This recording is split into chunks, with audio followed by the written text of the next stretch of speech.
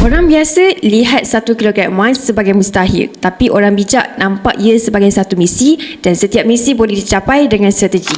1 kilogram emas kedengaran macam angka yang mustahil, tapi sebenarnya ia boleh dicapai asalkan anda ada perancangan dan disiplin. 1 kilogram emas bersamaan dengan 1000 gram. Kalau dibahagikan selama 15 tahun, kita cuma perlukan lebih kurang 5.6 gram emas sebulan. Dan kalau ada simpan untuk satu keluarga, suami, isteri dan 2 orang anak, anda hanya perlu simpan 1.4 gram seorang setiap bulan. Bunyi macam kecil, tapi bila dibuat secara konsisten, hasilnya luar biasa. Saya sendiri gunakan akaun Gap Public Gold, mudah, fleksibel dan patuh syariah. Bila cukup 50 gram, saya keluarkan secara fizikal dan emas fizikal ini senang dicairkan bila perlu dan yang paling penting, saya pegang sendiri. Ini bukan simpanan semata-mata, ini adalah pelan lindung nilai kekayaan untuk keluarga saya. Bagi saya, impian 1 kilogram emas bukan soal jumlah, ia soal mindset. Kalau anda tahu ke mana anda nak tuju dan mula sekarang, insya-Allah anda akan sampai. Yang penting, mulakan. Bagi yang berminat untuk memulakan simpanan dalam bentuk emas fizikal